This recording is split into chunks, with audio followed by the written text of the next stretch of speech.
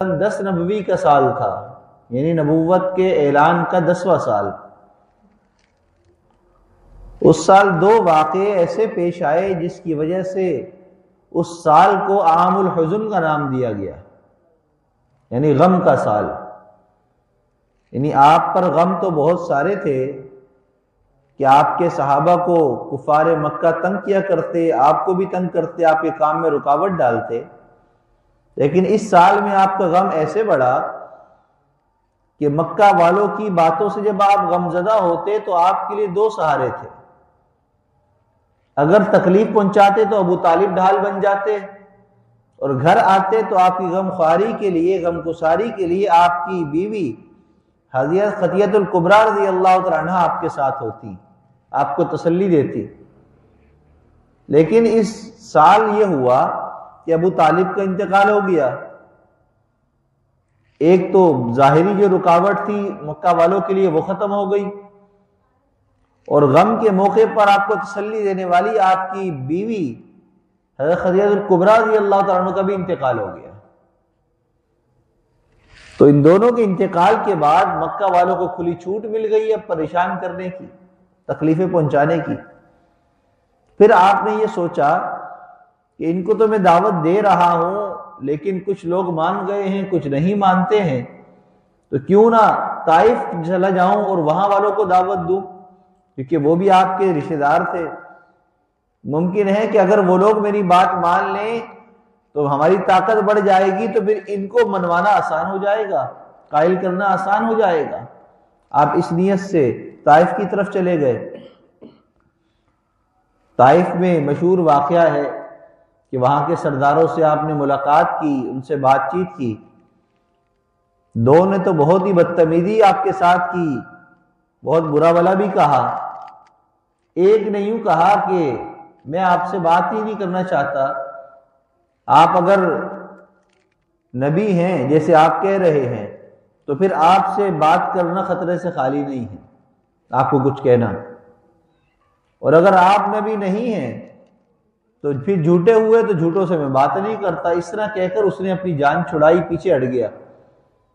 بہرحال بات آپ کی نہیں مانی، آپ وہاں سے ہٹے، پھر لوگوں کی طرف متوجہ ہوئے طائف کے، تو سرداران مکہ نے دیکھا کہ یہ تو لوگوں کو اگر دعوت دیں گے اور لوگوں نے ان کی بات مان لی تو پھر ہمارے لیے خطرہ ہوگا، تو انہوں نے اوباش لڑکوں کو، علاقے کے بدماشوں کو ان کے پیچھے لگا دیا، جو آپ کو تنگ کرنے لگے، آپ پر پتھر برسانے لگے، آپ کو مارنے لگے۔ آپ وہاں سے نکلے طائف سے، کافی دور تک آپ تیز دوڑ کی انداز میں بھاگتے ہوئے نکلے ہیں، اور ان لوگوں کے پتھراؤ کی وجہ سے، پتھر برسانے کی وجہ سے آپ کا بدن مبارک زخمی ہوا، یہاں تک کہ حدیث مبارکہ میں آتا ہے کہ آپ کے نالین مبارک وہ خون سے بھر گئے، اتنا آپ کا خون رسا، اتنی بڑی آپ کو تکلیف وہاں سے ملی۔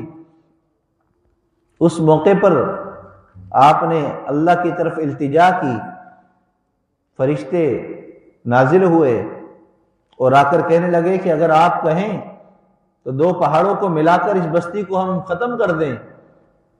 زمین کا فرشتہ بھی موجود ہے، اجازت چاہتا ہے کہ اگر آپ کہیں تو زمین کو پھاڑ کر ان کو زمین کے اندر دفن کر دیں۔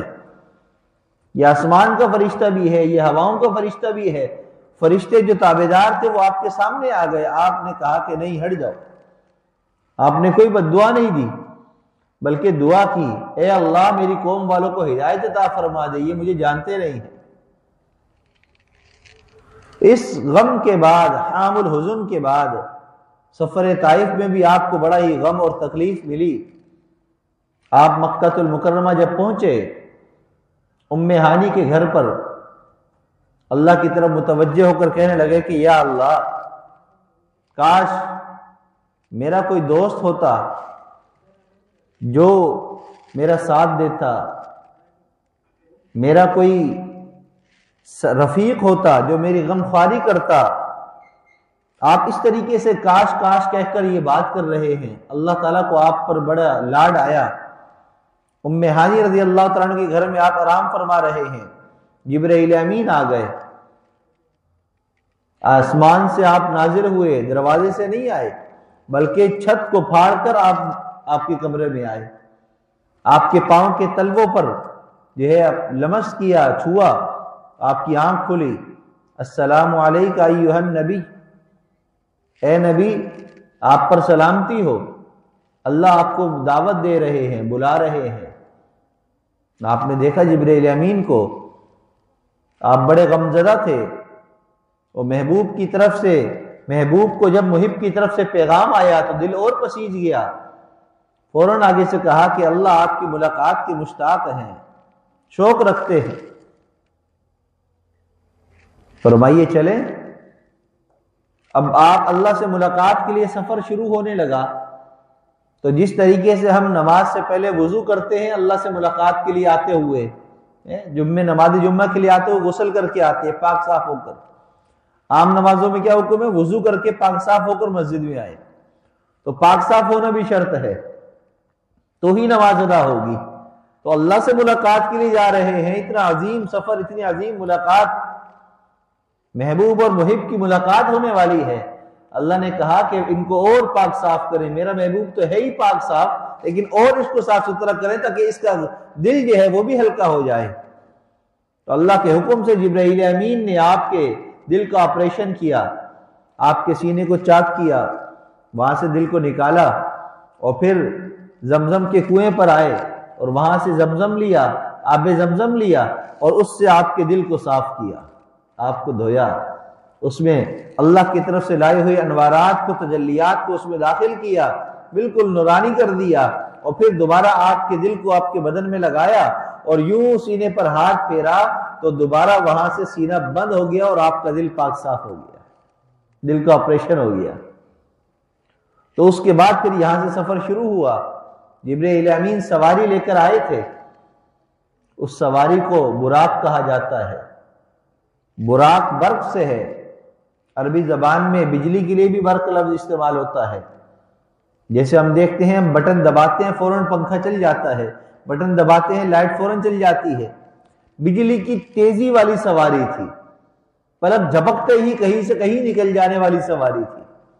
اس سواری پر آپ کو سوار کیا گیا، اور پھر مسجد حرام سے مسجد اقصی کی طرف آپ کا سفر شروع ہوا، جس کو قرآن پاک میں اللہ تعالیٰ نے یوں بیان فرمایا، سبحان الذی اسریٰ بعبدہ لیلا من المسجد الحرام الی المسجد الاقصی الذی بارکنا حولہ لنریہ من آیاتنا انہ هو السمیع البصیر۔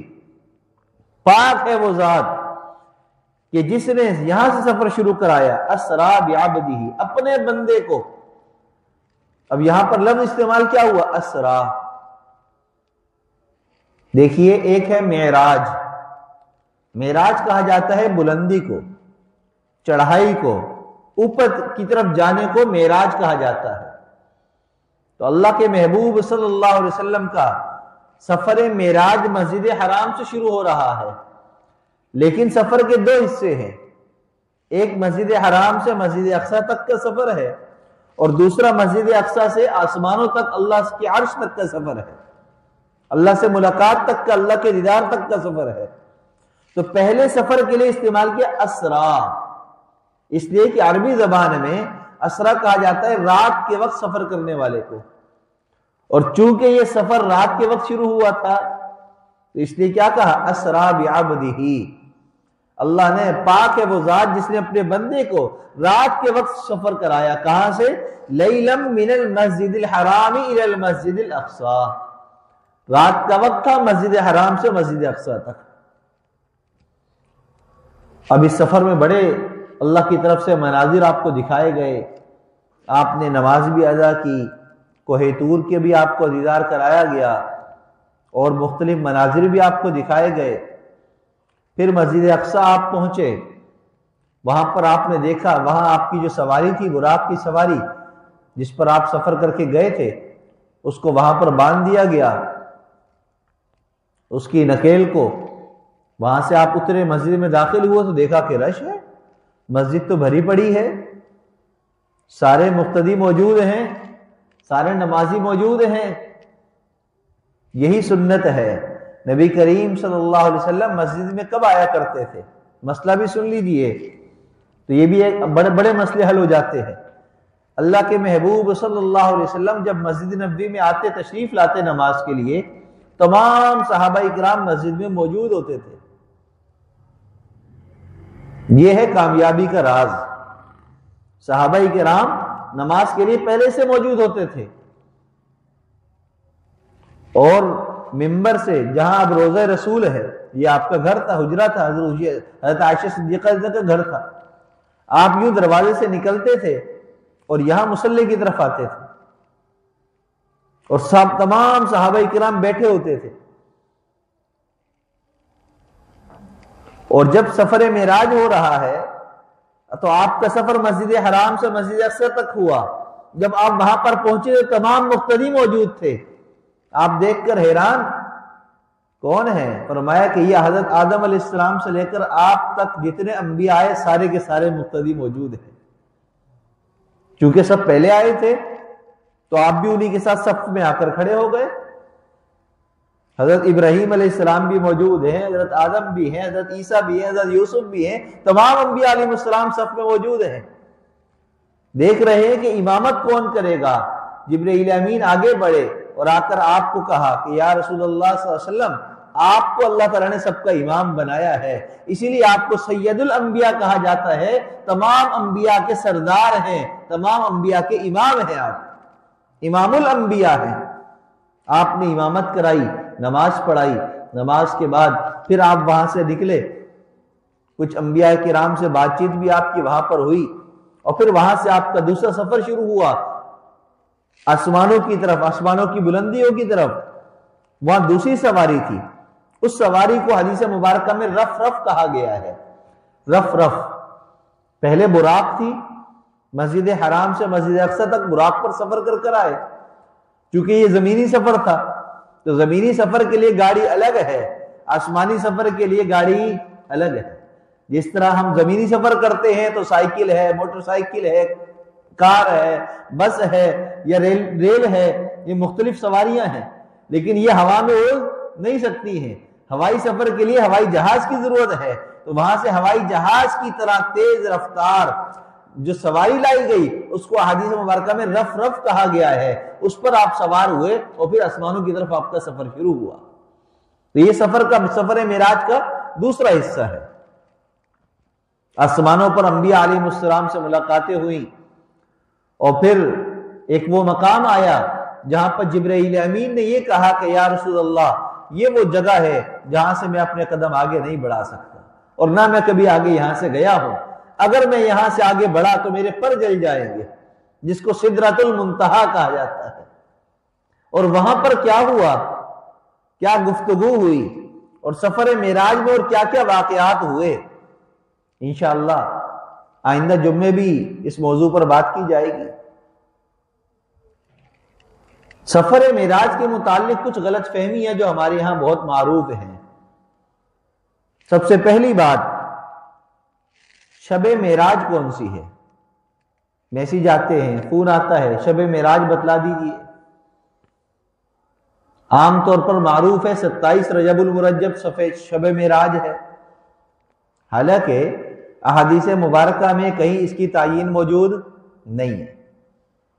سفر معراج کس دن ہوا، کس رات کو ہوا، کس تاریخ کو ہوا، اس کے بارے میں کوئی احادیث میں بات موجود نہیں ہے، تاریخ موجود نہیں ہے۔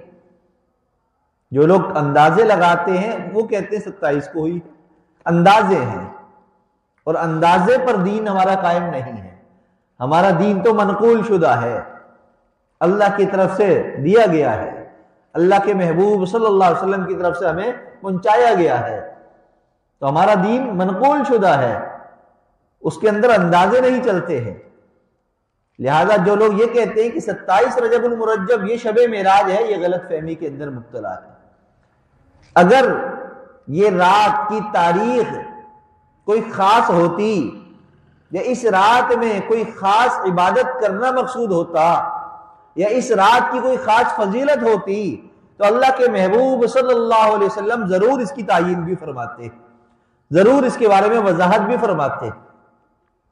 یہاں تک کہ آج اس زمانے میں تو اپنی طرف سے باتیں کرنے والے اتنے لوگوں کو سنا کہ 27 رجب کی جو شب معراج کی رات ہے، اس رات کی عبادت تو شب قدر سے بھی زیادہ، شب برات سے بھی زیادہ اتنی فضیلت بیان کی جاتی ہے، حالانکہ احادیث مبارکہ میں یا قرآن پاک میں کئی شب معراج کی کوئی فضیلت موجود نہیں ہے، نہ تاریخ موجود ہے نہ اس کی کوئی فضیلت موجود ہے۔ لہذا اس رات کو عبادت کا اہتمام کرنا یہ منع ہے، اس کی ضرورت نہیں ہے۔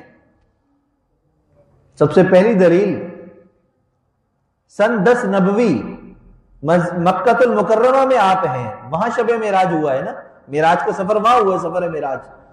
آپ ام ہانی کے گھر میں ہیں، وہاں سے آپ جا رہے ہیں، ابھی ہجرت مدینہ کی ہجرت نہیں ہوئی ہے، اس سے پہلے ہی سفر ہوا ہے، سن 10 نبوی کے اندر یہ سفر ہوا ہے۔ اس کے بعد 13 سال آپ دنیا میں رہے، 3 سال مکہ میں اور 10 سال مدینہ منورہ میں، 13 سال آپ کے رہے، اور 13 سال میں 13 مرتبہ رجب کا مہینہ آیا، 27 رجب کی تاریخ آئی، لیکن نبی کریم صلی اللہ علیہ وسلم سے اس رات کو نہ عبادت کرنا ثابت ہے، نہ کوئی فضیلت آپ نے بیان کی، نہ کسی صحابی کو عبادت کرتے ہوئے تمام سے دیکھا گیا، نہ اس کی کوئی ترغیب کہیں ملی۔ تو اگر اس رات کی کوئی فضیلت ہوتی یا اس کی کوئی تعیین ہوتی تو نبی کریم صلی اللہ علیہ وسلم تو تہجد کی نماز بھی فرض کی طرح آپ پر ادا کرنا لازم تھا، آپ ادا کیا کرتے تھے، تو اس رات کو آپ کیوں چھوڑ دیتے؟ آپ عبادت کرتے، اور آپ کو دیکھ کر صحابہ بھی کرتے تو تاریخ میں موجود ہوتا، حدیث میں کچھ بھی نہیں ہے۔ تو معلوم یہ ہوا کہ اس رات کی کوئی خاص فضیلت حدیث میں موجود نہیں ہے۔ بعض روایتیں بہت معروف سوشل میڈیا پر چل رہی ہوتی ہیں، موضوع من گھڑت باتیں ہیں، اگر کوئی روایت ملتی ہے تو ضعف ہے، ضعیف بھی ایسی اس درجے کی ہے کہ قابل استدلال نہیں ہے، لہذا ایسی باتوں پر ہم کان نہ دھریں۔ اس زمانے میں تو بعض لوگ اس رات کو خاص نوافل ادا کرنے لگے ہیں، خاص انداز سے، یہ صورتیں پڑھی جائیں، اتنی پڑھی جائیں، اتنی رکعتیں پڑھی جائیں تو اتنے گناہ معاف ہو جائیں گے۔